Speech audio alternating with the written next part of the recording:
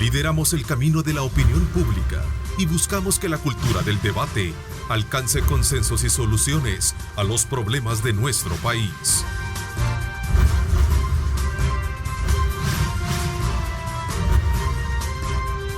Diálogo con Ernesto López. Hola, ¿qué tal? ¿Cómo están? Qué placer enorme saludarles. Gracias nuevamente por estar con nosotros a esta hora de la mañana. Agradecemos a Dios Todopoderoso por darnos ese privilegio de poder ingresar hasta la intimidad de sus hogares. Desde muy temprano su sintonía pues prevalece y qué bueno, también nosotros estamos acá muy dispuestos a llevarles no solo las noticias, sino también el ángulo de la opinión de los temas importantes del país. Esta mañana me acompaña acá en nuestros estudios Juan Valiente, exdiputado del partido Arena, con quien hablaremos sobre este nuevo escenario que se presenta en el tricolor tras la renuncia de su presidente, el ingeniero Mauricio Interiano, el pasado viernes, y por supuesto la tarea que viene por delante específicamente en cuanto a la elección de nuevas autoridades y de corregir aquellos aspectos que en su momento han sido demandados por su militancia. Así es que quiero darle la más cordial bienvenida, Juan. Gracias por acompañarnos. Buenos días, sí, un gusto estar aquí contigo y con tu audiencia. Bueno, sin duda alguna son varios los aspectos que se ponen ahora sobre la mesa, ahora que ya se tiene prácticamente la renuncia del presidente del COENA y que viene un nuevo escenario que construir. La pregunta del millón es hacia dónde podemos ver a partir de este nuevo cambio que ha existido, el camino que debe de recorrer Arena. Bueno, yo creo que es primero necesario aclarar que yo renuncié de Arena hace un par de meses, el 20 de marzo de este año, cuando llegué a la conclusión que efectivamente poco podía aportar a la renovación y al cambio necesario del partido. Sin embargo, puedo tener y sigo teniendo una visión, en este caso más ciudadana, sobre lo que está pasando en los partidos políticos y lo que está pasando en Arena y en el FMLN. Ciertamente creo que la medida que tomó Mauricio Interiano es una medida tardía y una medida a medias. El suceso del 3 de febrero realmente requería medidas más audaces y mensajes más claros a los ciudadanos de haber entendido qué significaba la votación. Y al no haberlo hecho en su momento oportuno, creo que pierde relevancia y que augura quizás resultados no tan buenos en este nuevo proceso electoral interno que tienen en ese partido. Ahora, quizás entendería que se ve mejor, se interpreta mejor desde el ángulo de afuera que estando dentro del partido Arena, ahora que tú estás fuera. Bueno, yo creo que se ve mejor desde adentro. O sea, ¿cree? Obviamente, ahorita al estar fuera del partido tengo menos acceso a información de lo que está pasando internamente y eso de alguna manera te impide a veces tener juicios claros de las potencialidades de lo que puede pasar. Por ejemplo, este consejo asesor es realmente decorativo o realmente tendrá el consejo asesor que ha nombrado recientemente el partido Arena un rol mucho más protagónico en las elecciones internas. Eso no está claro. El consejo asesor como tal no está definido claramente en los estatutos y se buscó ese mecanismo como una forma de conciliar los intereses de, digamos, de la dirigencia en el COENA y de la dirigencia en la comisión política. Y entonces habrá que esperar qué pasa. Yo personalmente creo que ha habido en el partido Arena una mala lectura de la política nacional desde hace 2 años.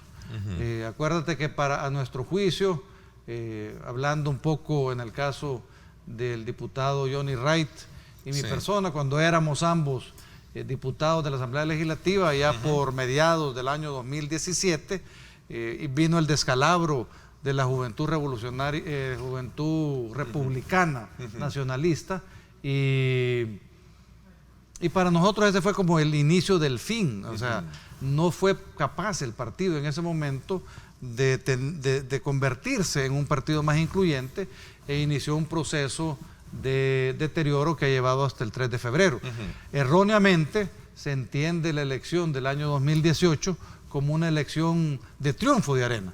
y no se logra ver que efectivamente la cantidad de votos que el partido obtuvo en el 2018 fue incluso un poco menos que la tendencia histórica del partido, y que el resultado de 37 diputados, en lugar de ser cosecha propia, es resultado del descalabro que el FMLN sufrió, y por tanto los votos de Arena, que al final fueron siempre un poco menos, alcanzaron para más diputados, pero no por efecto propio de su cosecha.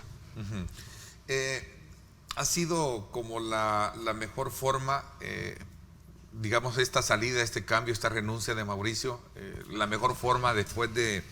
Mira, yo creo que era necesaria. Y dos, en este caso, Juan, realmente cuando tú hablas de que el partido no fue así, que el partido... entiendo que el partido como tal es demasiado etéreo, ¿no? Alguien adentro no permite, está ese nudo gordiano que de alguna manera no permite desarrollar actitudes, entendería yo, ¿no? Mira, a mi juicio, los partidos políticos con el correr de los años tienen un peligro importante que deriva de la incapacidad a veces de resolver o de alguna manera de limitar los conflictos internos y de orientar de mejor manera cómo resolver el tema de los intereses personales con los intereses del país. ¿Un problema de liderazgo es el que tú identificas allá adentro a partir de que era el presidente el problema o es algo? No, yo creo que es una estructura. No, a mi juicio, los partidos tradicionales, tanto el FMLN como Arena, y un poco a veces es incomprensible cómo un partido revolucionario como el FMLN llega a convertirse en un partido tan conservador y ortodoxo, y que incluso con prácticas tan profundamente arraigadas como las que criticaba en el pasado. Entonces, ¿qué es lo que sucede con los partidos? Yo creo que lo que suele suceder es que rápidamente se pierde el horizonte del bien común y se empieza a trabajar en lugar de en beneficio de los ciudadanos, a beneficio de los propios partidos. Y ese camino, si no se le pone cuidado y si no se tiene atención debida, y es obviamente responsabilidad del liderazgo del partido, si eso no se mide, efectivamente llega a deteriorarse la calidad de los partidos políticos, la calidad del compromiso de los líderes con los ciudadanos, y sucede lo que está sucediendo, que hay una desconexión profunda entre los partidos políticos tradicionales y los ciudadanos. Uno ve la encuesta de la UCA y sale que más del 80% de los ciudadanos, en el caso de Arena y el FMLN, se sienten distantes o muy distantes de los partidos, lo que quiere decir que efectivamente hay una desconexión de la representación política que debe existir entre los ciudadanos y un sistema de partidos políticos como el que tenemos nosotros. El partido ya traía problemas. Aquí está por cierto, un poco de humor en esto de la política. El periódico El Faro, digital El Faro, publica en su caricatura y en la titularidad, y les dejo esta caricatura, ¿no? Donde está, entendería yo, el presidente saliente, Mauricio, saltando en paracaídas en un avión jet prácticamente ya incendiándose. Sí. ¿Es esta la verdadera fotografía del partido? Yo creo que sí. O sea, mira, tú ves y lees las declaraciones de los líderes del partido en este contexto, incluso de diputados del partido en este contexto. Y lo que estás viendo es realmente un proceso gravísimo de deterioro que preocupa, porque un sistema político como el nuestro requiere de partidos políticos fuertes, de partidos políticos democráticos, y cuando ves este descalabro en el sistema de partidos políticos preocupa, porque eso va en contra del fortalecimiento de la democracia y en contra del balance de poderes que es tan necesario en un sistema democrático como el nuestro. Entonces, pero sí, lamentablemente esa caricatura de Otto sí refleja un poco lo que está pasando, y por eso las declaraciones del expresidente de Arena, más o menos triunfalistas, en el sentido de que como que se iba dejando un gran legado, pues no se ve en la realidad. Tú hablas de que Arena venía haciendo una mala lectura de la política nacional, ¿no? ¿Sí? ¿En qué sentido? Mira, una de las razones por las cuales personas como yo o como Johnny u otros nos metimos a la política en el año 2015 para las elecciones del periodo legislativo 2015-2018, fue porque creímos genuinamente el discurso de renovación y transformación que el Partido Arena estaba lanzando a raíz de la debacle del 2009 y de los sucesos posteriores, el quinto Congreso y todo lo que pasó después delineando el proceso de renovación. El proceso de renovación tenía 3 pilares fundamentales y yo creo que eso es una lección para todos los partidos políticos. Y los 3 pilares fundamentales eran: 1, democracia interna; 2, institucionalidad; y 3, ética en la política. Sobre estos 3 pilares se estaba fundamentado el proyecto de renovación de ese partido. Yo creo que esta lección de esos 3 pilares es realmente válida para todos los partidos políticos. ¿Y qué sucedió en el Partido Arena en estos años? Precisamente que a pesar del impulso original que tuvo este esfuerzo, que resultó con la elección de 35 diputados en el 2015, pues básicamente empezó a deteriorarse en el proceso electoral interno de este COENA, porque en lugar de haber un proceso electoral que promoviera la democracia interna, hubo un proceso electoral que promovió arbitrariedades y violaciones a los estatutos. Razón por lo cual Johnny y yo nos salimos del proceso electoral interno. Las voces de ustedes fueron como quizás el inicio de esa prueba que en su momento está pasando el Partido Arena. Ahora vemos a otros diputados que también ya en esta nueva generación de diputados que tienen posterior a ustedes, está de alguna manera también alzando su voz por ejercer también cambios al interior de ellos. Mi propósito era cambiar Arena, pero una institución no cambia si hay sectores internos y grupos de poder que generan un clima de luchas e intrigas. ¿Es este punto clave de todo esto? Realmente... Grupos de poder que generan un clima de luchas e intrigas. Esa cita del expresidente de Arena me recuerda mucho lo que dicen de los dedos, qué pasa con los dedos cuando uno señala. Y a Mauricio ahí se le olvida que hay 3 dedos que lo están señalando a él cuando él trata de señalar a alguien más.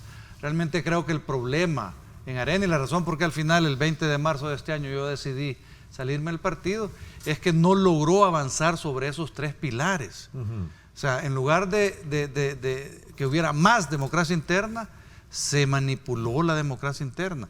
En lugar de que hubiera más institucionalidad, se irrespetó la institucionalidad. En más de una ocasión, los reglamentos, por ejemplo, que la Comisión Política aprobaba, de aplicación obligatoria para todos los miembros del partido, simplemente se los ignoraban o los tiraban al cesto de la basura. Y la ética en la política. O sea, uno a veces todavía se sorprende cómo en el 2015 había discusiones complicadas por el seguro médico privado que existía en la Asamblea Legislativa. Para algunos de nosotros era tan evidente que cuando un derecho no es compartido por todos los ciudadanos, se convierte en privilegio. Y nosotros teníamos que hacer una transición de una política de privilegios a una política fundamentada en responsabilidades y derechos. ¿Y tú crees que le dio razón el tiempo?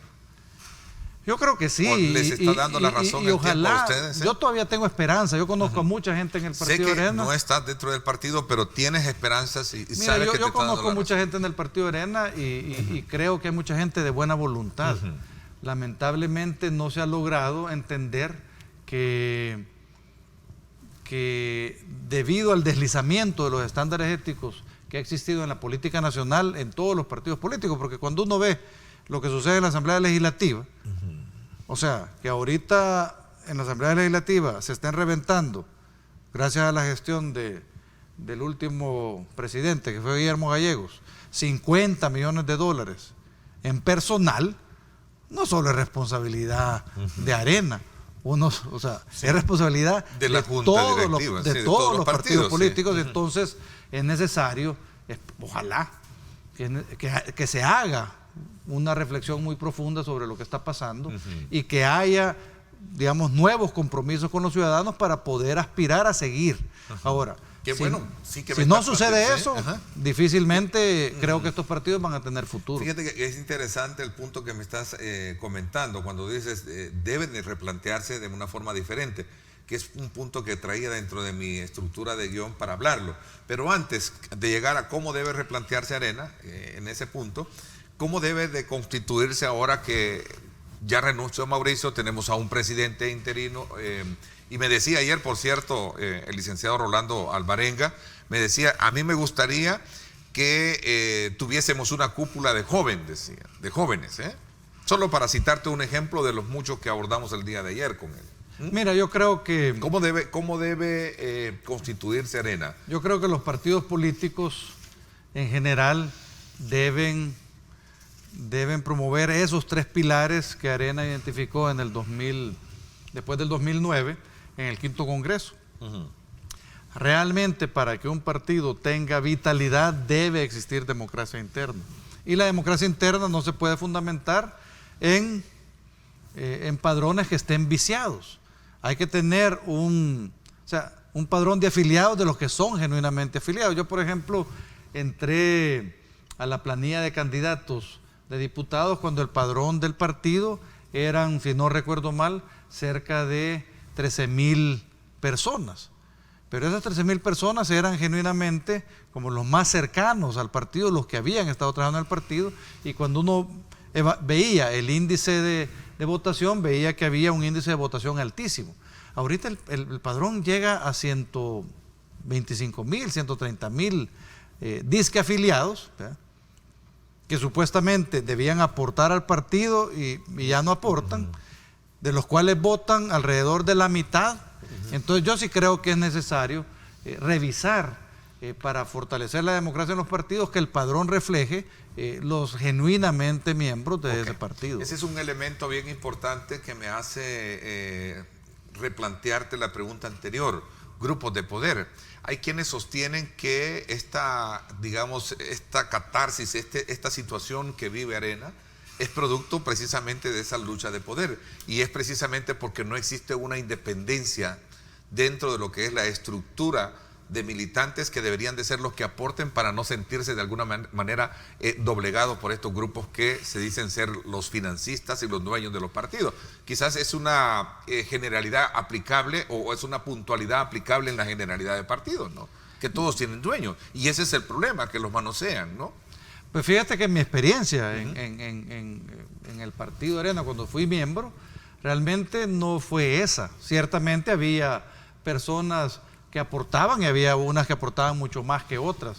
Pero yo, por ejemplo, en el Pleno Legislativo nunca recibí una sola llamada de una persona que hubiera estado involucrado en, digamos, financiando significativamente el partido para tratar de incidir en... Es posible que haya, pero yo te digo que en mi experiencia personal... Me atrevería a decir que tuviste suerte, porque hay otros diputados actuales que sí dicen que hay sectores que los han llamado a ellos para decirles, miren, ¿por qué estas iniciativas? Como queriendo coartarles el derecho de... No te voy a decir que no hubo y que no hay presiones de sectores interesados, que es diferente. Por ejemplo, yo lideré en el tiempo que estuve en la Asamblea Legislativa un esfuerzo para reducir vía legislación, que no es lo más adecuado, pero a veces el mercado requiere intervención estatal pública para ser regulado. Entonces, vía legislación llevé adelante la iniciativa de disminuir la tasa máxima de interés de 152% como a 96%. No te voy a negar que en esa ocasión sí hubo personas del sector financiero del país que trataron de convencerme que no lo hiciera y que no era el mecanismo. Sin embargo, yo tenía absoluta convicción que una tasa de interés de 152% es, a pesar de que fuera legal, leonina. Era leonina. Entonces, a pesar de que fuera legal, con nombre entonces Leonina, era necesario cambiarla. Y aún la tasa de 96% está alta y debe seguirse regulando sobre ese aspecto. Mira, hay países y estados, por ejemplo en Estados Unidos, que la tasa máxima de interés, por ejemplo, de las tarjetas de crédito en Florida es 18%. Ahora, ¿qué sucede cuando tú todo lo haces por legislación y no por una dinámica adecuada del mercado. Bueno, que ahora las tarjetas de crédito ya ninguna tiene su domicilio en Florida, ¿verdad? Por la limitación de la tasa de interés. Entonces tienen su sede en otro estado. Entonces, ciertamente hay que hacer buena legislación, pero también tiene que buscarse la manera de permitir que el mercado sea una fuerza dinamizadora y no una manipulación. Entonces, mi experiencia no fue esa. Lo que sí te puedo decir es que hay grupos de poder, pero de poder político, no de poder económico dentro de los partidos. Y entonces es en estos grupos de poder donde uno tiene que estar seguro que la génesis de su trabajo político es el servicio público y no el servirse uno mismo. Si eso no se logra controlar, lo que sucede es que quedan los partidos de alguna manera sujetos a estos grupos de poder, que son los que tienen, digamos, en el caso de Arena, los que manipulan y tienen control del padrón electoral, son los que ponen y quitan candidatos. Ya no importa tanto, digamos, qué es lo que es mejor para el país y para los ciudadanos, sino que lo que importa es quién creen ellos que es más conveniente para ellos y para el partido. Entonces, mira, si esa es la discusión, llegamos a tener una distorsión muy importante. Recuerdo un poco lo que hizo el mismo Mauricio. No sé si acuerdas que en el 2017 empezó con aquella campaña del primer paso. Y el primer paso fue cuando correctamente lideró, tomó la decisión, a veces un poco inconsulta, pero tomó la decisión de evitar viajes y viáticos para diputados en el siguiente año. Y el segundo paso era entregar los vehículos de la Asamblea Legislativa. Ya nunca pasó. La entrega de vehículos de la Asamblea Legislativa ocurrió 2 años después, en este año y en esta nueva legislatura. Y entonces tú te preguntas, bueno, ¿quién realmente es el que está manipulando la política, o quién manipuló la política de renovación y transformación del Partido de Arena para que no se diera y estos pasos de reencuentro con la ética en lo político se vieran coartados tan prontamente? Bueno, mira, a mí realmente no me gusta y no se me vaya a malinterpretar pretender querer hacer leña del árbol caído.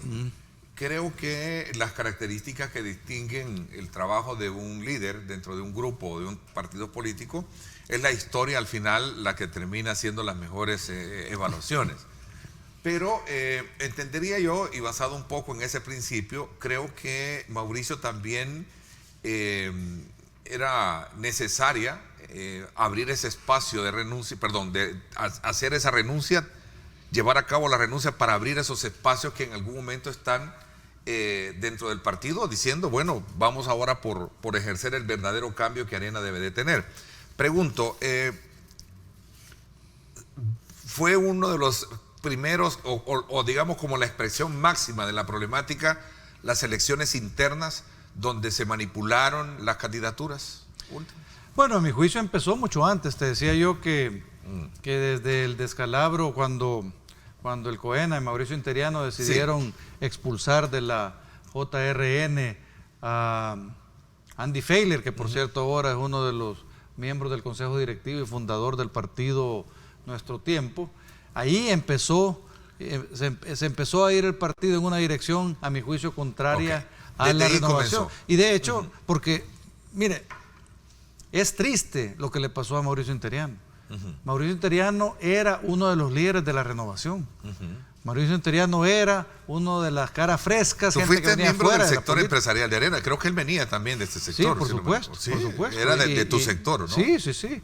Y de hecho, yo tuve una conversación con Mauricio casi cuando él, al inicio de su pretensión por llegar a ser presidente del COENA, donde él me pidió que lo acompañara y le dije que por mucho que me parecía correcto que él se lanzara y que él tratara de llegar, yo en ese momento como diputado tenía que dedicarme fundamentalmente al trabajo para el cual los salvadoreños me habían electo. Y entonces, pero es triste que al final pensó que una alianza con aquellos sectores que estaban comprometidos con el mantener las cosas tal como estaban, sin cambios sustanciales, era una estrategia para generar un cambio.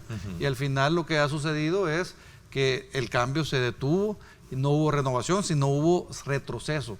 Y yo creo que es importante que se entienda que ahora que estoy fuera, me gusta compartir estos pensamientos con los ciudadanos y los salvadoreños, y especialmente porque quiero compartirlos con los areneros, con los que todavía están en arena, porque creo que merecen un mejor partido y creo que pueden construir un mejor partido. Fíjate que a propósito, ese es nuestro objetivo de haberte invitado y te agradezco que hayas aceptado la invitación, porque entendería que leer lo que pasa al interior de arena es mucho mejor una vez desde afuera. Tú me decías que no, es mejor estando adentro, pero quizás de afuera puedes ver todavía aún más con amplitud qué es lo que está pasando.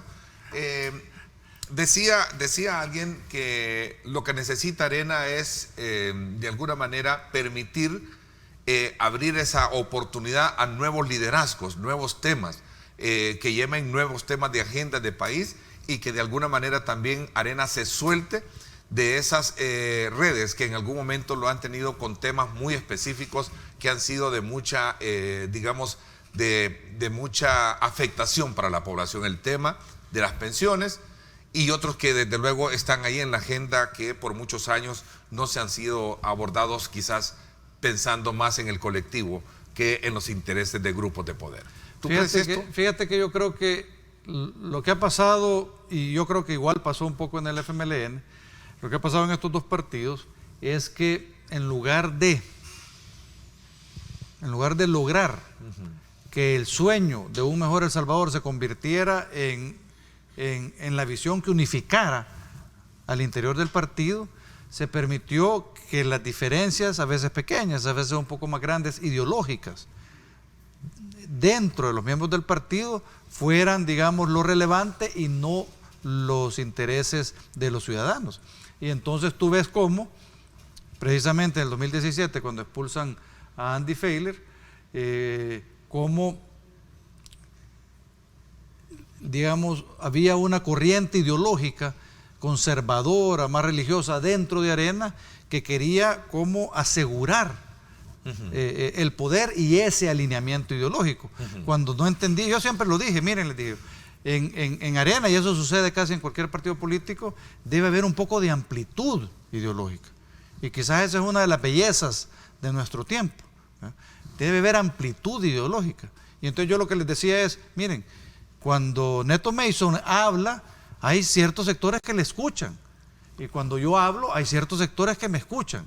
Lo peor que podemos hacer es estarnos descalificando entre Neto y yo. No, tenemos que permitir que haya esa amplitud. Y eso es lo que yo creo que nunca se logró entender, que era más relevante tener un proyecto de país que atacar y solventar a los temas estratégicos como los que tú has mencionado, y se concentró y se ha concentrado el debate y el tema sobre cuestiones ideológicas internas, que yo creo que al final van a reducir o pueden llegar a reducir a estos partidos políticos a una mínima expresión, tanto el FMLN como le puede pasar a Arena, por supuesto. Perdona que voy a un poco utilizar el término de ideología de derecha y izquierda. En el país, ¿está debilitada la derecha? En el país está debilitada la derecha, yo creo que sí. Ahorita es evidente. ¿No hay oposición? Está debilitada la derecha, está debilitada la izquierda. Cuando uno lee lo que está sucediendo en el país, hay un grupo importante de ciudadanos que compraron este discurso, independientemente de lo que sea, pero que compraron este discurso del presidente. El presidente dijo, miren, yo no soy derecha, no soy izquierda, sino que... Entonces, tampoco dijo que era centro, pero lo que quiero decir es que las ideologías están estigmatizadas. Y entonces llega a convertirse un poco en mala palabra ser de derecha o ser de izquierda. ¿No? Y eso es culpa, precisamente, de haber permitido que estos temas ideológicos, en lugar de orientar la acción política, se convirtieran en caldo de cultivo para limpiar adversarios. Acuérdate cómo empezó el FMLN a limpiar a todos aquellos sectores o políticos de distintas, digamos, de distintas posiciones. Por ejemplo, los renovadores los hicieron a un lado, después a los terceristas creo que los hicieron a un lado, y poco a poco se fue quedando la dirigencia del FMLN reducida a los que pensaban más o menos igual. como un club, ¿verdad? Y eso hace que efectivamente pierdan representatividad ante los ciudadanos. Ok, te decía de que tenía dos aspectos elementales en esta conversación muy interesante de análisis que tenemos esta mañana. Una de ellas era cómo debe de constituirse el partido, ya me diste tus características. ¿Cómo ahora debe Arena replantearse de cara a este nuevo ejercicio de gobierno? Tú dijiste mantenerme en Arena era un acto de complicidad y por esa razón tú lo dejaste, pero ahora estás viendo ese horizonte desde otro ángulo. Por un lado, ¿qué características debe de tener o qué perfil debe de reunir el nuevo presidente que esté en Arena? Ese es otro de los aspectos puntuales. Y ¿estás en nuestro tiempo o no estás con nuestro tiempo? Recientemente recibió el aval del Tribunal Supremo Electoral para constituirse ya como partido político, ¿no? ¿Me comentas un poquito de eso? Vamos a la pausa, gracias por estar con nosotros. En la segunda parte del programa, México refuerza lucha contra flujo migratorio de centroamericanos producto de la presión estadounidense de subir sus aranceles, de tener cambios en la política comercial si no lo hace. ¿De qué se trata esto? Vamos a hablar de ese tema en la segunda parte del programa. Vamos a la pausa. Este es el informe del tráfico desde el Megadrón. Gracias a Seguros del Pacífico. Seguros del Pacífico te ofrece full cover y cero deducible en tu seguro de vehículo.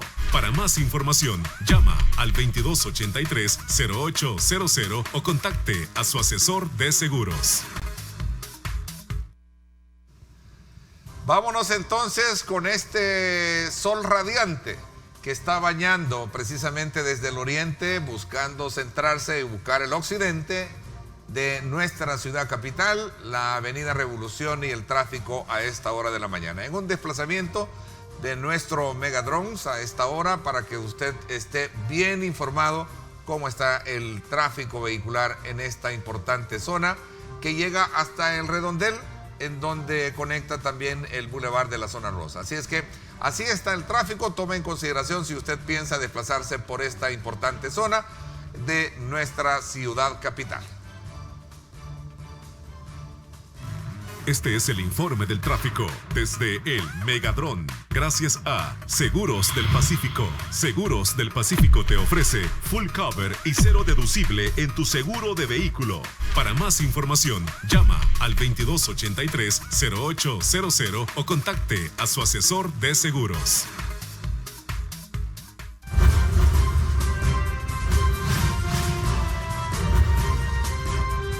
Diálogo con Ernesto López. Estás viendo Diálogo con Ernesto López.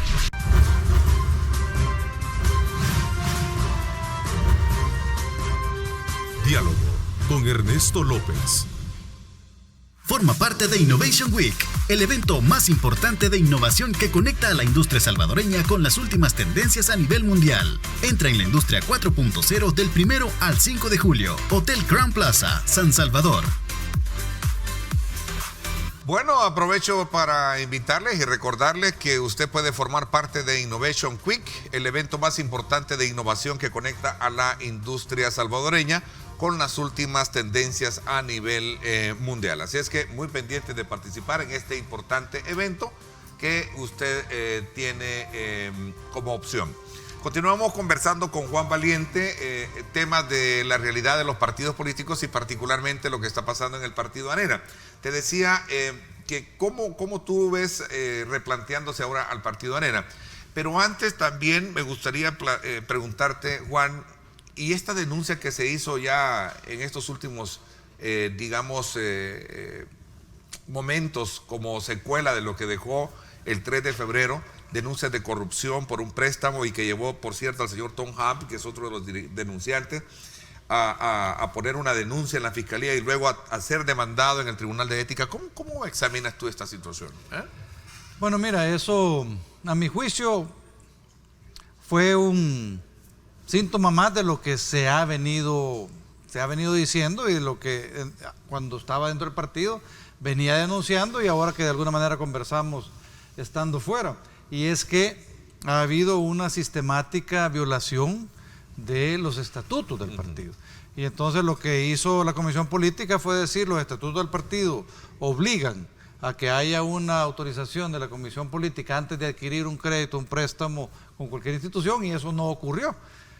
Lo más grave del asunto es que a pesar de no haber ocurrido, el COENA, algunos miembros del COENA, digamos como certificaron un acta de una reunión y una autorización que no había existido. Entonces, esto lo que quiere decir es que efectivamente hay un tema de falta de ética en la gestión política evidente.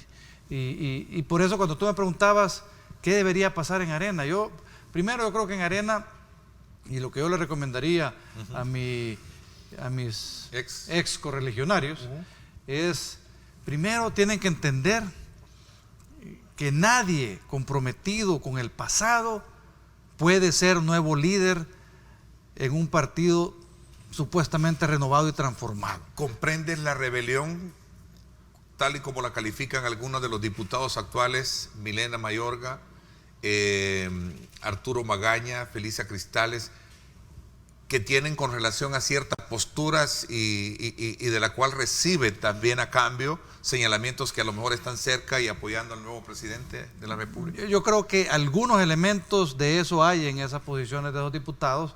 Hay otras cosas con las que yo no estoy tan de acuerdo, pero ciertamente yo creo que los viejos líderes del partido y los líderes más tradicionales y emblemáticos deben reconocer que es momento de hacerse a un lado, pero a un lado, genuinamente a un lado.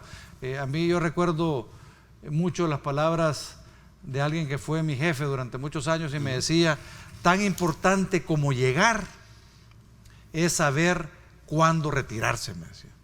Y entonces yo creo que aquí ha habido una incapacidad de reconocer que es necesario hacerse a un lado. Si estos miembros de Arena realmente quieren a Arena, deben entender que ha llegado el momento de hacerse a un lado. Segundo, es necesario que estos liderazgos fundamenten su gestión en la ética. Ahorita los ciudadanos ya no compran discursos vacíos. Ahorita los ciudadanos ya no le creen al político solo porque habla y dice. Ahorita los ciudadanos exigen que haya prácticas que sean coherentes con un discurso fundamentado en la ética y en el servicio público. Y entonces ya no vale decir y hacer las cosas a medias. Pues sí, en la Asamblea Legislativa la Junta Directiva decidió entregar las Land Cruiser, ¿verdad?, y venderlas y subastarlas. ¿Y por qué no entregaron los pickup doble cabina que tenían y que estaban más nuevos? Entonces, hay cosas evidentes. Y ahora con la información que fluye, pues los ciudadanos se enteran y se dan cuenta. Y además, obviamente, existe el peligro de las noticias falsas que a veces alimentan el morbo, claro, y alimentan reacciones en la gente. Y entonces hay que tener muchísima coherencia. Entonces, ese es el segundo elemento. El tercer elemento es redescubrir una visión para el partido. El Partido Arena es un partido liberal de naturaleza. Si uno lee sus principios, sus estatutos, es un partido liberal. Un partido liberal no debería, digamos, reducirse a la expresión más conservadora del liberalismo. Tiene que tener en sus filas amplitud y convertirse en un partido incluyente. Y, por supuesto, para que logre subsistir, tiene que fortalecer la institucionalidad interna y tiene que fortalecer la democracia interna. Entonces, cosas como las que han pasado, como lo de Tom Hawk, que me dices que ha sido denunciado ante el tribunal de primera instancia, eso es ejemplo de cómo se manipulan la institucionalidad de ese partido. Mire, si cuando uno ha visto lo que ha pasado con demandas que no son puestas de oficio, sino que son demandas puestas desde fuera, por el tema del dinero entregado a las maras, por el tema de la violencia contra la mujer, en el caso de Ana Vilma de Escobar, en el caso de Gabriela Trigueros, en el caso de Carla Hernández, y uno sigue viendo los casos, ve que tradicionalmente el Tribunal de Primera Instancia lo que ha hecho es barrer la basura debajo de la alfombra. Y que ahora repentinamente, sin que haya una denuncia interpuesta por otro miembro de oficio, el tribunal llame a Tom Hawk a un proceso para su expulsión por haber dado la firma como respaldante a un partido político nuevo, que ni siquiera es partido todavía, es realmente un poco absurdo. A mí, por ejemplo, me alegra ser uno de las 50,000 firmas que el Tribunal Supremo Electoral ha reconocido como válidas para que se constituya está dentro de la estructura, pero sí eres una haber persona dado la firma quiere decir, a mí me parece que es correcto y que es bueno para la democracia que este partido político exista. ¿Y nuestro tiempo representa la nueva arena, a tu criterio? Nuestro tiempo yo creo que representa una nueva forma de hacer política. Yo dudaría que represente a Arena y que tenga interés en representar a Arena. Hablo de la nueva arena. Por eso, no de esta arena. Pero cuando uno reconoce la diversidad de pensamiento político que existe en nuestro tiempo, donde tenés gente libertaria, gente liberal más al estilo europeo, gente liberal más al estilo de Estados Unidos, incluso socialdemócratas, uno empieza a ver una diversidad de pensamiento ideológico donde lo que hay es una unidad alrededor de un proyecto político que busca dignificar el servicio público, o sea, devolverle la verdadera naturaleza al servicio público para tener ahí un segmento, entre comillas, privilegiado de la sociedad que quiera genuinamente servir.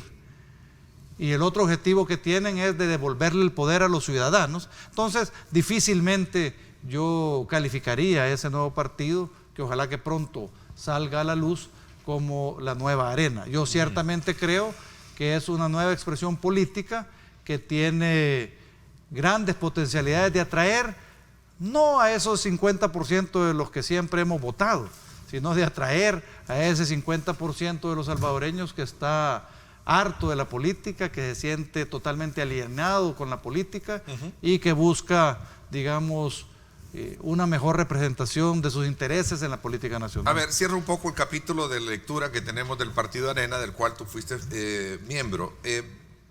¿Quién debe de liderar ahora? ¿Qué perfil debe de tener el nuevo presidente? ¿Tú crees que muchos ven en la figura de Javier Simán el ícono que puede venir a unificar el partido, ¿no?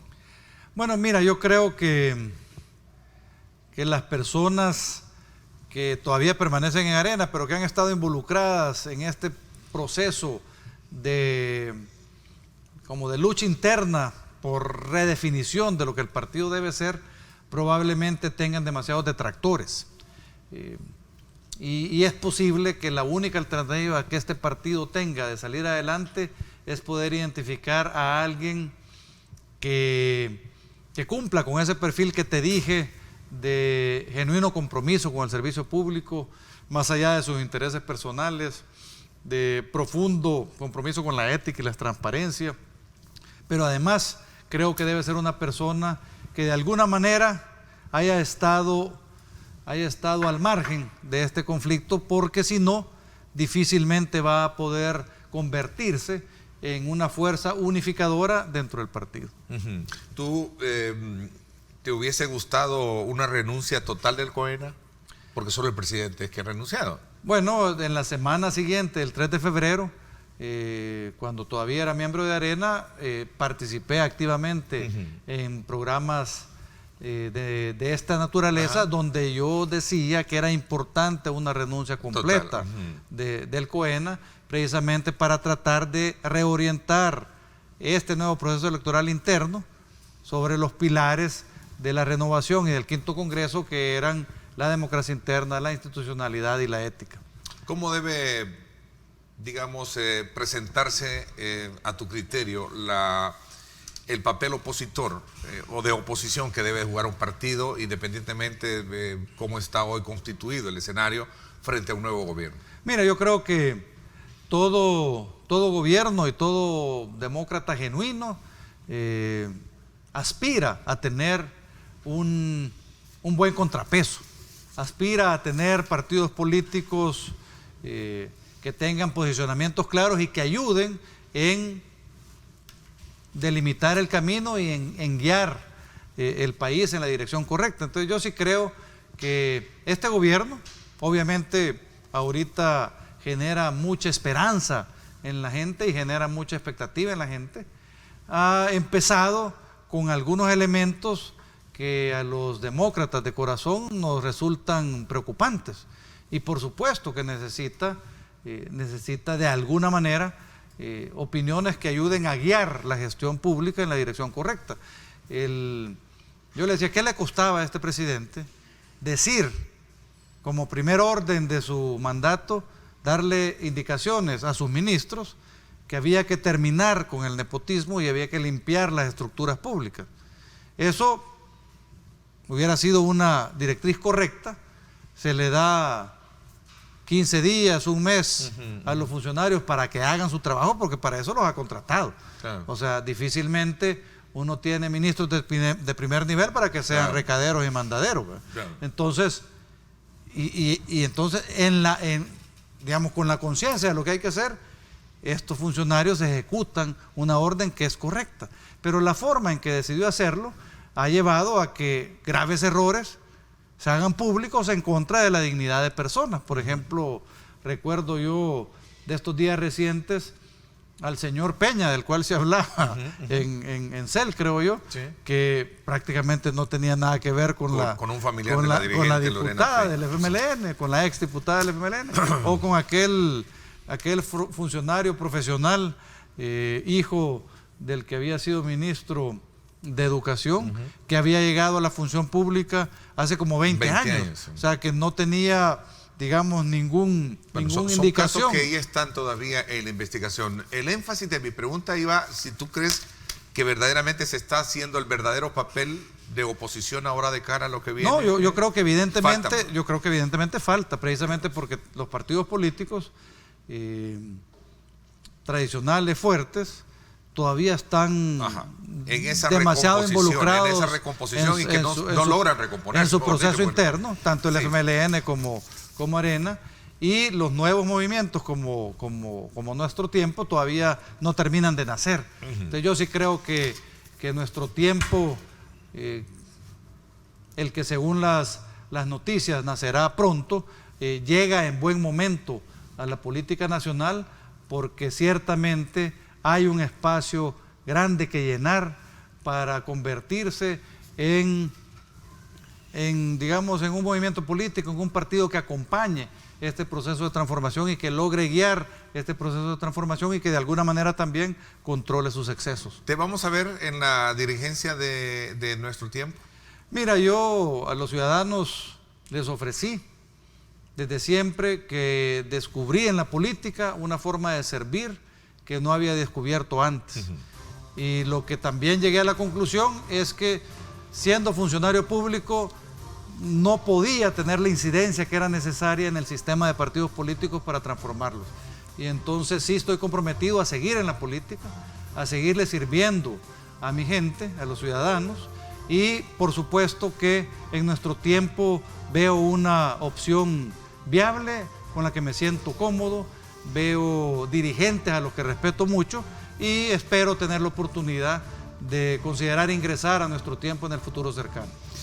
Bueno, quiero agradecerte que nos hayas permitido en estos 45 minutos leer desde tu perspectiva lo que está sucediendo en los partidos políticos y particularmente en Arena, y cuál debería de ser el replanteamiento a partir de la renuncia que tuvo el presidente el pasado viernes del COENA, Mauricio Interiano. Nosotros estamos buscando el mecanismo también de poder conversar con él para poder comprender mejor su decisión y sobre todo también las consecuencias que esto trae para el partido. Te agradezco muchísimo, Juan, por habernos acompañado. Bueno, muchas gracias, un gusto compartir con ustedes. Me voy a la pausa. Cuando regresemos hablamos de un tema que tiene que ver muchísimo también con los salvadoreños que piensan migrar a los Estados Unidos y sobre todo también aquellos que en algún momento están volteando su mirada para ver qué se hace para detener la migración en países del Triángulo Norte.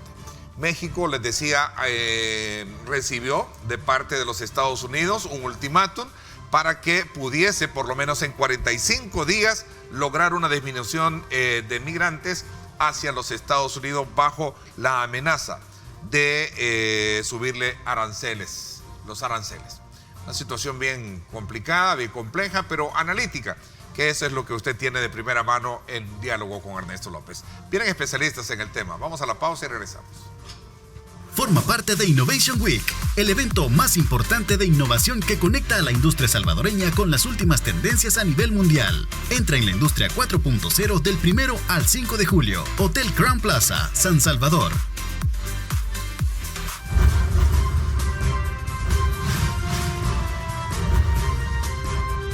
Diálogo con Ernesto López. Estás viendo Diálogo con Ernesto López.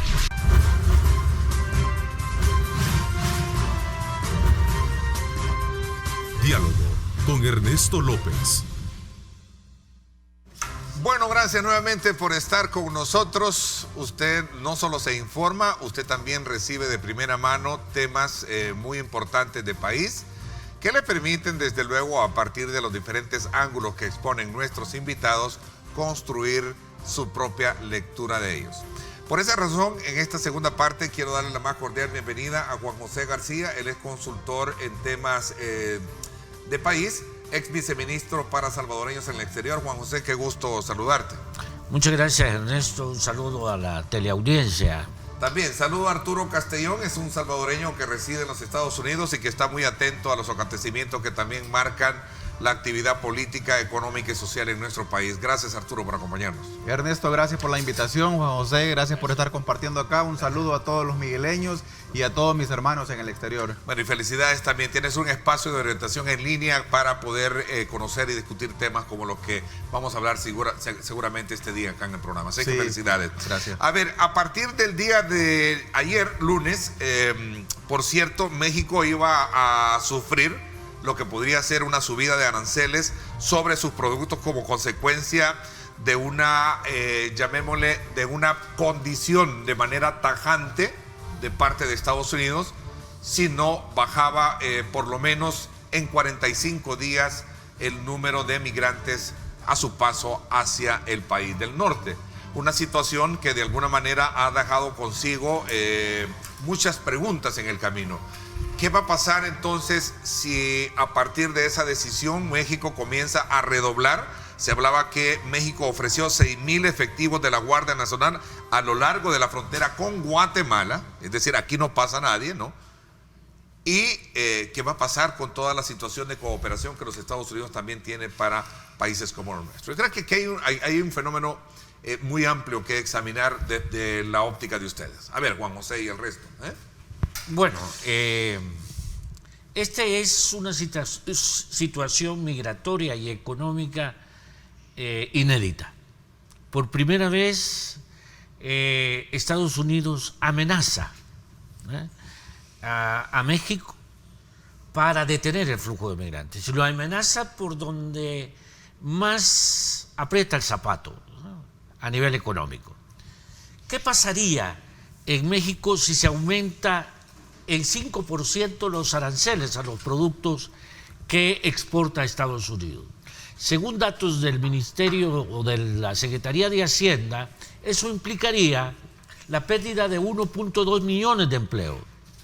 Implicaría una reducción de la recaudación fiscal de cerca del 10% y significaría una baja del PIB del 1%. Es decir, estaríamos a la presencia en México de una verdadera recesión, ¿no? Acordémonos que México exporta a Estados Unidos más de 300,000 millones de dólares. Creo que son 365,000 millones de dólares. Eso es un impacto muy importante, ¿no? ¿Y cuál es la moneda a cambio para que esta subida de los aranceles se difiera a 45 días? Detener el flujo de migrantes irregulares hacia Estados Unidos. Y México se comprometió a ello.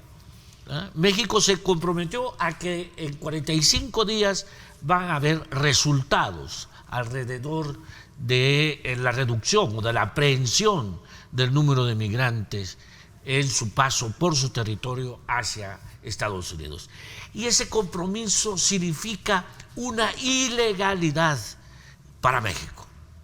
O sea, México ha ratificado todas las convenciones internacionales sobre el respeto irrestricto a los derechos humanos de los migrantes. México en el 2011 aprobó una ley de población en donde se compromete no solamente a otorgar asilo y refugio, sino que también se compromete a velar y a dar visas humanitarias a todos aquellos que lo requieren.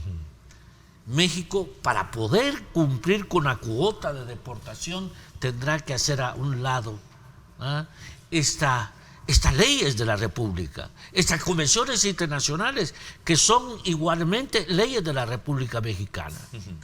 Y esto es gravísimo para el ordenamiento jurídico en la región, ¿no?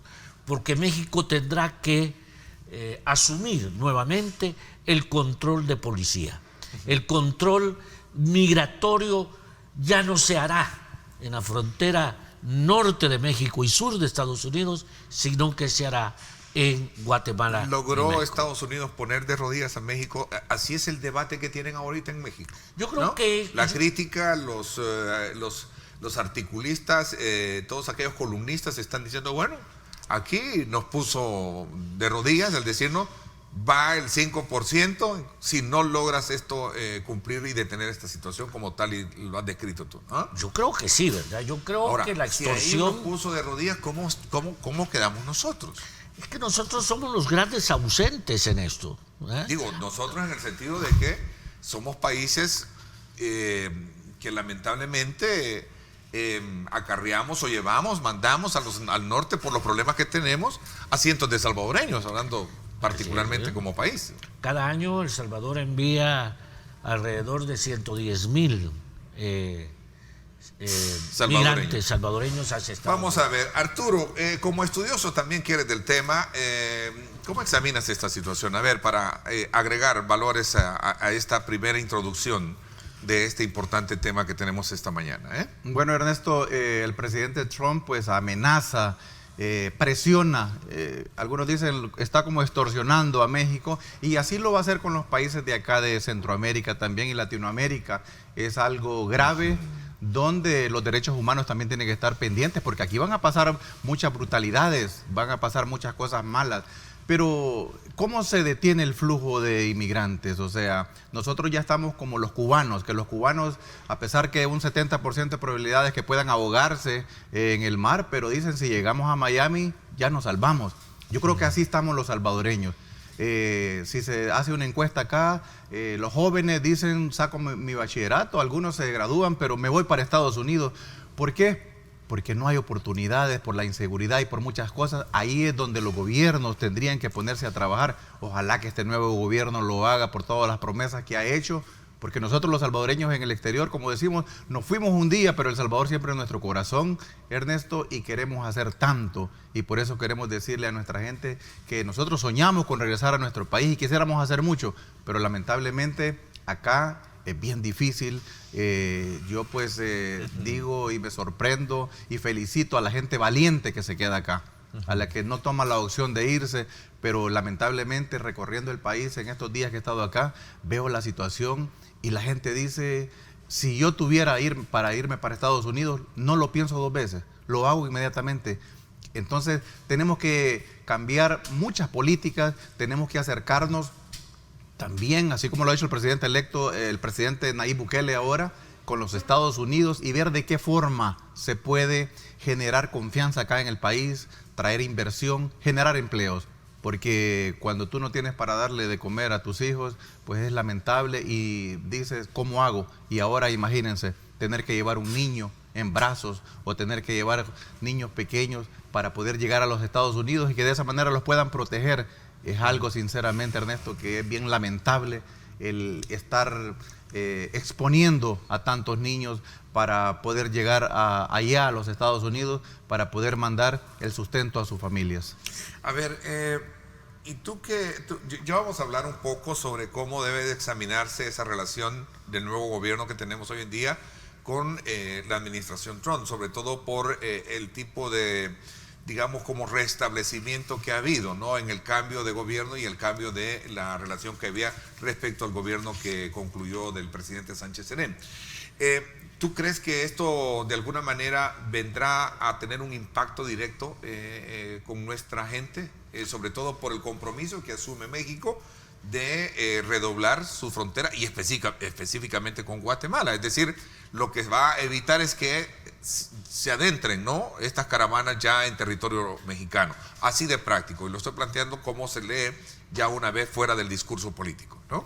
Sí, no, y es que la realidad de las cosas es que sí, va a haber impacto acá también en nuestro país acerca de estas políticas que usa el presidente Trump. Ajá. Pero sin embargo Pero el impacto es precisamente bajo la lógica que tú planteabas, perdón Arturo, tú planteabas de que aquí hay una situación bien difícil hoy en día. Aquí tenés una incidencia de criminalidad, de homicidios tremenda, ¿no?, de inseguridad territorial tremenda. Entonces, la gran pregunta es, bueno, ¿y entonces qué vamos a hacer? Bueno, ahí es donde el gobierno de los Estados Unidos y acá nuestro gobierno tiene que hacer esos enlaces y tiene que ver, o sea, ustedes que quieren que evitemos el flujo migratorio, pero ¿cómo lo vamos a lograr? Pues generando empleos, pues con varias políticas y ayudando también a la seguridad, que yo siempre he dicho, la seguridad, la inseguridad es el problema más grande que tenemos acá en El Salvador. Si nosotros lográramos arreglar parte de ello, pues arregláramos muchísimas cosas, porque la gente pudiera venir a invertir. Si nosotros, Ernesto, casi que no necesitamos extranjeros que vengan a invertir. Muchos de nuestros hermanos salvadoreños estamos dispuestos a invertir acá en el país, pero el mismo gobierno de los Estados Unidos nos dice y nos aconseja que no ni visitemos el país por la inseguridad que está acá. Así que yo creo que el presidente tiene un reto muy grande y muchas de las promesas que él hizo fue eso, que ahora decía cuando nos visitó allá en Washington, nos dijo, sabemos que ustedes son trabajadores y queremos que ustedes regresen al país. Y mucha gente se ha ilusionado, dice, ahora que está el presidente Nayib Bukele, ya me voy a ir a El Salvador a vivir de nuevo porque todo va a cambiar. Okay. Las expectativas son grandes y ojalá que sea así. Claro, y ojalá sea cierto. Recordemos que apenas lleva, ¿qué?, 8 días al frente y hay que esperar, ¿no? Correcto. Porque son 5 años y Roma no se construyó de la noche a la mañana. No viene con una varita mágica. Así es. Los problemas son complejos. Hay que esperar a ver realmente cómo se logra esa articulación con los diferentes actores. Entendería que ahorita está ordenando la casa, como lo hemos visto con todos estos temas de nepotismo y otros, pero luego viene desde luego ya esa digamos iniciativa de estructurar, de hilvanar todos los esfuerzos del país para lograr solucionar estos problemas de los cuales estamos hablando. Te doy la palabra, me voy a hacer una pausa y te doy la palabra para ver cómo me complementas un poco ese punto medular en esto. Es decir, qué futuro entonces puede generarse a partir de cómo en el país se va a atender esta situación, ¿no? Muy bien. Cómo lograr bajar la criminalidad o cuál es la apuesta de esa agenda de cooperación que debe de verse reflejada en los territorios para evitar la migración. Vamos a la pausa, gracias por estar con nosotros.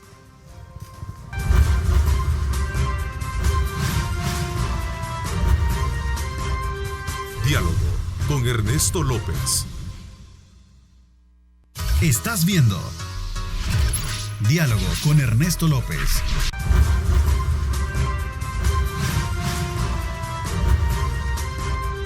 Diálogo con Ernesto López.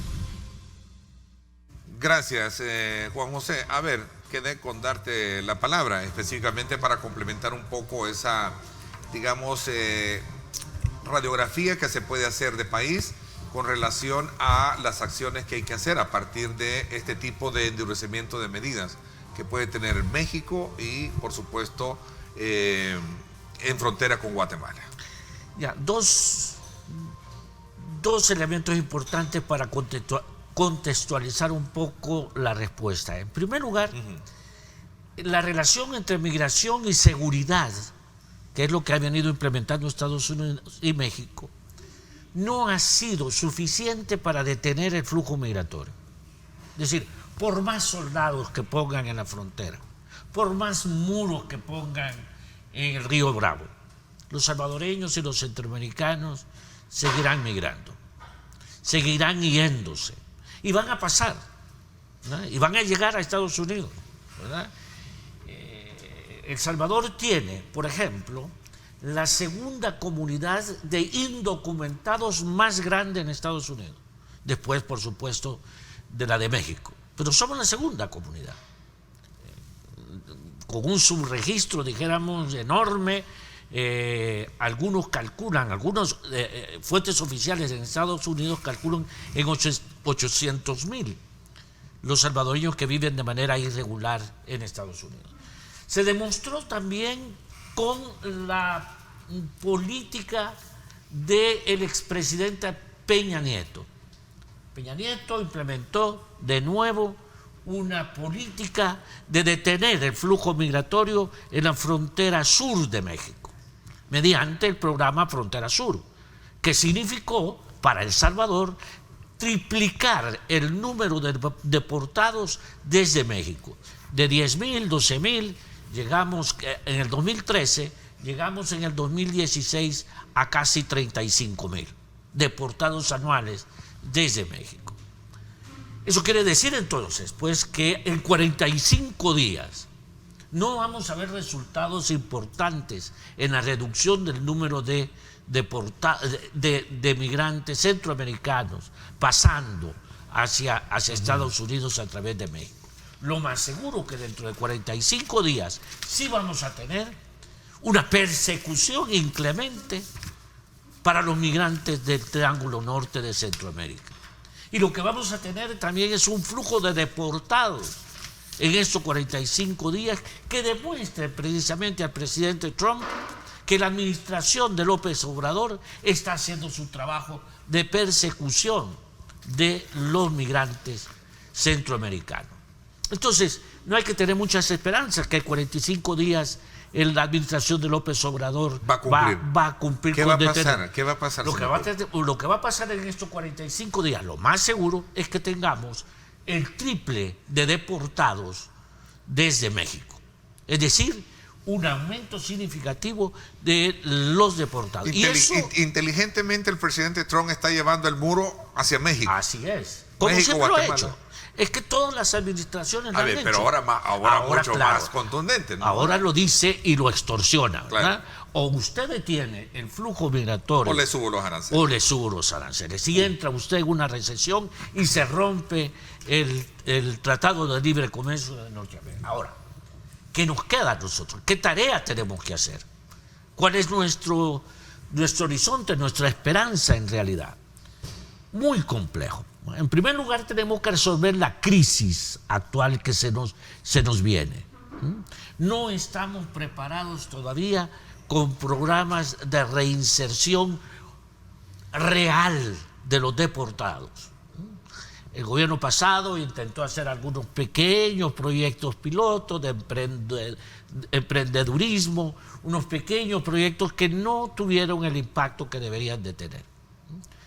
A este gobierno se le viene entonces el gran problema, no solamente de continuar con estos proyectos, sino realmente con programas estatales que permitan precisamente reinsertar y detener este flujo migratorio de retorno hacia Estados Unidos. Y eso solamente lo puede hacer con un programa nacional, una política nacional de reinserción, especialmente porque vamos a tener ya vamos a tener un flujo de deportados bastante grande desde México. Y hay que prepararnos para final de año, ¿verdad? Que será precisamente el momento en que, por lo que se ve, vamos a tener una deportación también importante de los que se acogieron al TPS. Fíjate un poco, entrando en consonancia de la preocupación que planteaba muy bien Arturo, y que creo que contigo lo hemos examinado de manera muy frecuente cuando hemos tenido la oportunidad de conversar, Juan José, es cómo lidiar precisamente con los problemas que aquejan nuestro territorio. En una información, creo de última hora y que está en desarrollo, atacan puesto de la PNC de ex peaje en Santa Ana. Hay un agente lesionado, una información de última hora que se está generando. Es decir, hoy en día estamos viendo más el auge de esta naturaleza, lamentablemente. ¿Qué provoca en aquellos más vulnerables, en colonias, en barrios asediados por la delincuencia? Tú dijiste, partir, huir o no. Correcto, y es que Ernesto, como lo sigo repitiendo, a veces, bueno, si hablamos de este impacto para México, le está pegando en la bolsa, en lo económico, y pues ellos van a tener que hacer muchas cosas para poder evitar el flujo de migración, pero como lo sigo repitiendo, acá han habido programas, han habido ayudas de los Estados Unidos. Yo he estado en el Congreso allá con senadores y nos han dicho, formen un grupo de salvadoreños ustedes y sean agentes fiscalizadores, o sea, para que ustedes puedan estar viendo, porque uno de los temas que más nos gustó a los salvadoreños en esta campaña fue, no nos gustó, sino nos gustó escuchar lo de la corrupción de los gobiernos anteriores y todo eso, porque ayudas han venido, Ernesto, para educación, para salud, ha sido millonada de dólares, pero acá en El Salvador hay proyectos que solo se quedaron en papel o solo pusieron la primera piedra. ¿Y a dónde está ese dinero? Esas son las cosas. Es de implementar políticas donde sí podamos recibir ayuda, pero esa ayuda que sea verdadera y que llegue hasta el destino final.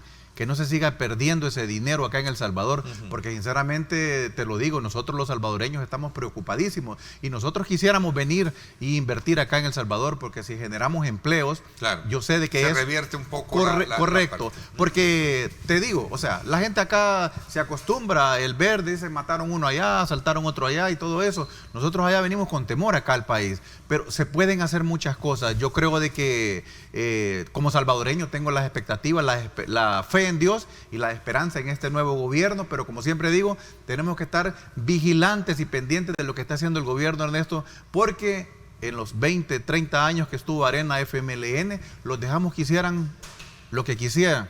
Y entonces por eso llegamos donde llegamos. O sea, aquí la política es utilizada en beneficio propio y partidario.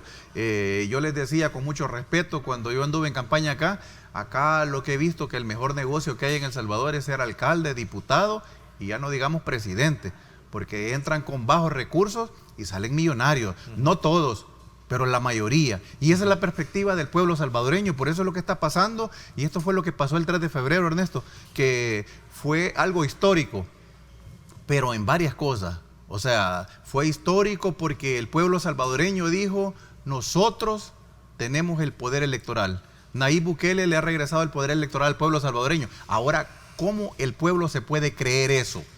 Que después de Dios, el pueblo es el que puede quitar y poner funcionarios buenos. Si nosotros hubiéramos tenido un buen número de funcionarios que trabajen de corazón por los salvadoreños, tuviéramos un país diferente.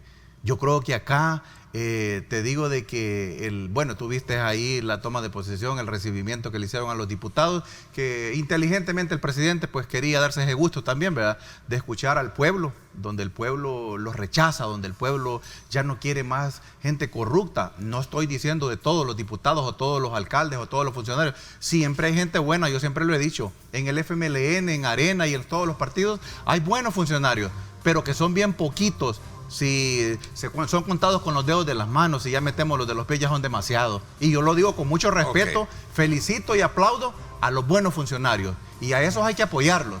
Pero las cárceles son hechas para los criminales y los delincuentes. Y ahí es donde tienen que estar los malos funcionarios. Interesante. A ver, Juan José, voy a hacer una pausa.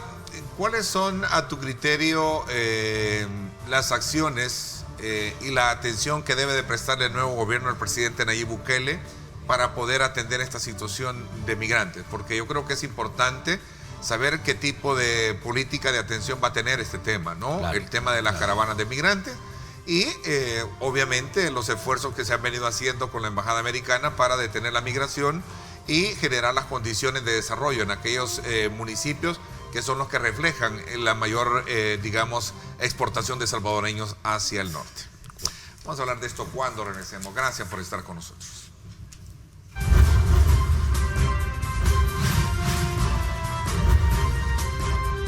Diálogo con Ernesto López. El futuro es imaginar, es pensar en grande. Prepárate hoy, estudia en la UFG y amplía tus oportunidades. UFG, tecnología, innovación y calidad. Bueno, gracias nuevamente por estar con nosotros. Vamos a aprovechar ya estos minutos para poder quizás aterrizar, Juan José, sobre la base del nivel de atención que debe de tener el tema en una agenda de un nuevo gobierno, sobre todo cuando sabemos que el compromiso que se asume frente a Estados Unidos es contribuir precisamente a parar este tipo de movimientos de salvadoreños al exterior. Decía Nancy Pelosi, la presidenta de la Cámara Baja reciente, por cierto, no debería haber nada partidista o político sobre esta ley. Estamos dando una oportunidad a gente, en el caso TPS, DACA y Red, que han contribuido mucho a los Estados Unidos. Esta es una nueva, digamos, opción, iniciativa que busca darle la legalidad a todos los que están amparados con estos programas. Pero eso está en la Cámara sí, Baja, ¿no? Esto fue aprobado la semana pasada en la Cámara Baja, la Cámara de Representantes. Ahora tiene que pasar al Senado, y allí, dominado por los republicanos, hay muy pocas probabilidades de que lo aprueben, ¿no? No hay muchas esperanzas. Okay, ahora regresemos al tema nuestro. ¿Qué acciones concretas debe de hacer el nuevo gobierno para parar la migración? En primer lugar, hay que partir de un diagnóstico real de por qué la gente se va. ¿Por qué toman la decisión de irse?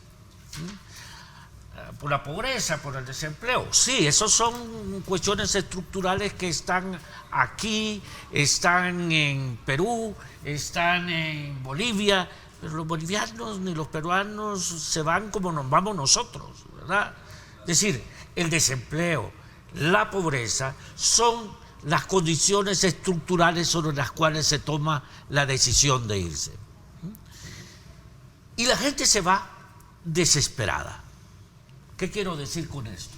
Que se va porque aquí no hay esperanza. Tú puedes tener un empleo, pero ¿el empleo de qué te va a servir? Un empleo de la maquila, $256 al mes. ¿Cómo vas a mantener a tus hijos con $256 al mes? Empleo masivo de la máquina. Entonces se trata de la calidad del empleo, ¿verdad? ¿Se trata de la violencia? Sí, se trata de la violencia, ¿verdad? Pero acabo de estar yo haciendo un trabajo en Berlín, en Usulután, y ahí ya tienen, ¿cuántos años? Que decían hasta 8 años de no tener un solo homicidio. Y los berlineses se van, ¿verdad? Se siguen yendo, ¿verdad? Y se van masivamente, ¿verdad? ¿Qué significa? Que el problema no es delincuencia, es empleo. El problema es que el problema no solamente son esos factores que están allí, es un problema más allá de esos factores estructurales o disparadores de la migración. Es la manera de cómo los berlineses leen esa realidad. Es decir, si aquí no hay esperanza, es decir, si aquí no vamos a pasar de lo mismo para criar a nuestros hijos, de salir adelante, de mejorar nuestras condiciones de vida, pues lo mejor es irse, ¿verdad? Entonces, a mí me pareció muy adecuado lo que el presidente Bukele dijo, lo repitió mucho en el discurso de toma de posesión, cuando consistentemente dijo: hay que salir adelante. Hay que mejorar nuestras condiciones de vida. No es posible que nos condenemos a vivir en la violencia, en la pobreza, en la miseria, sin esperanza de salir de ella.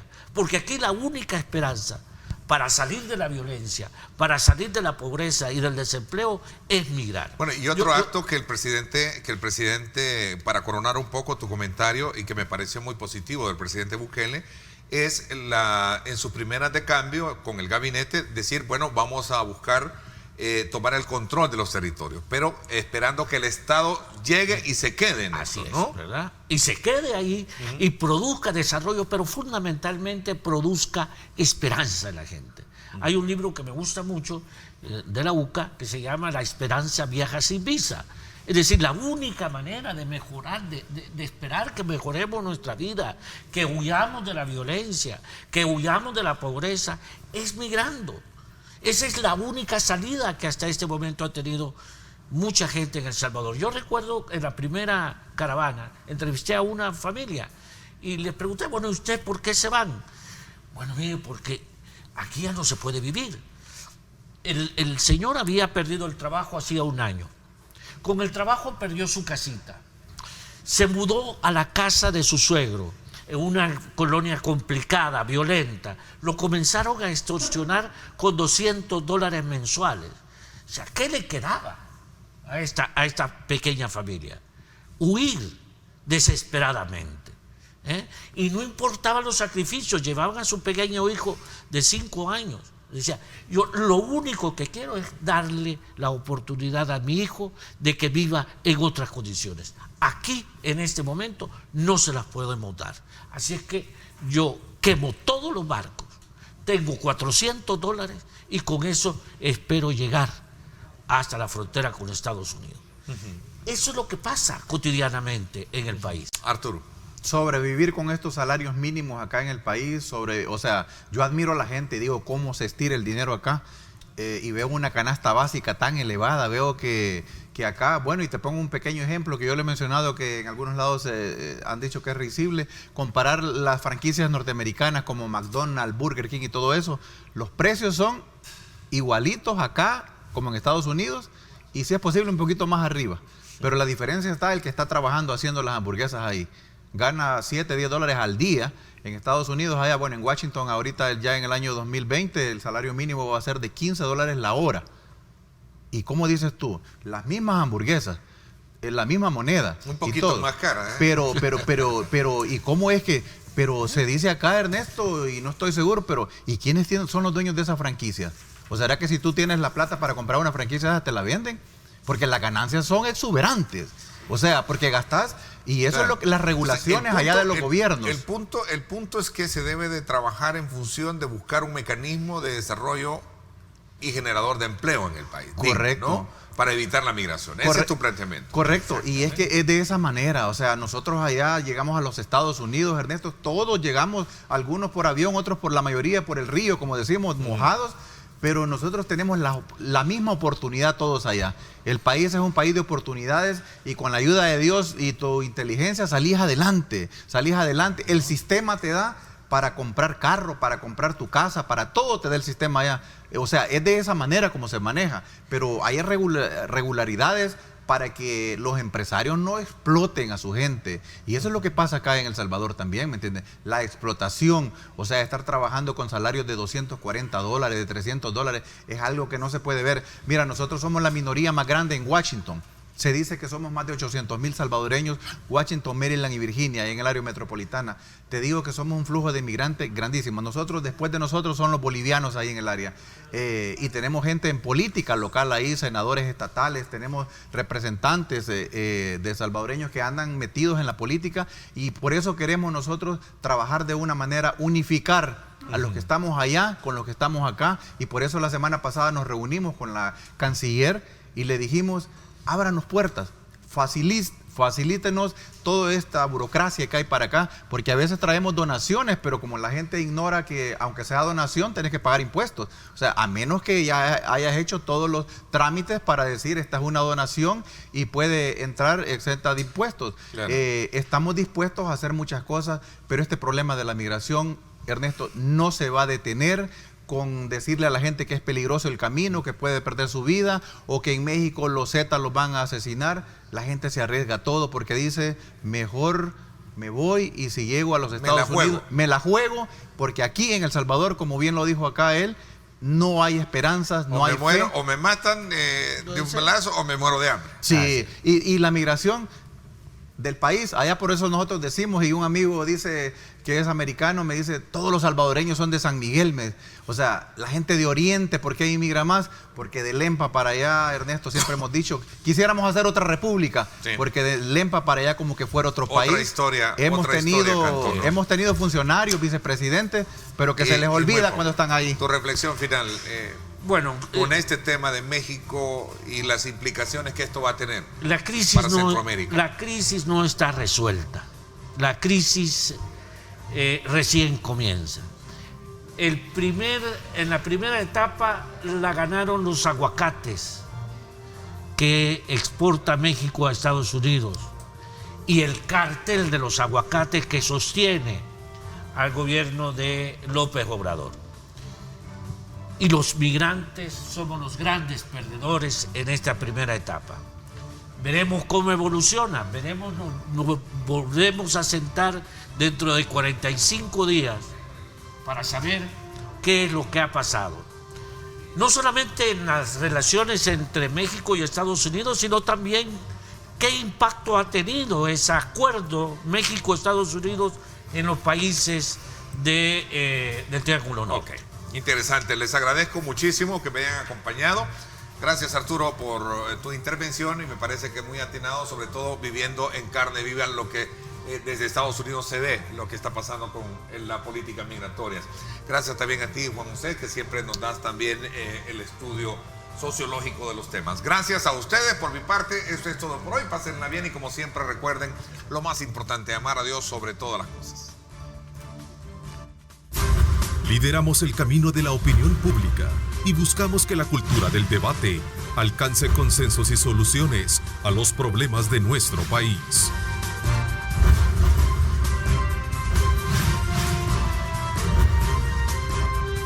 Diálogo con Ernesto López.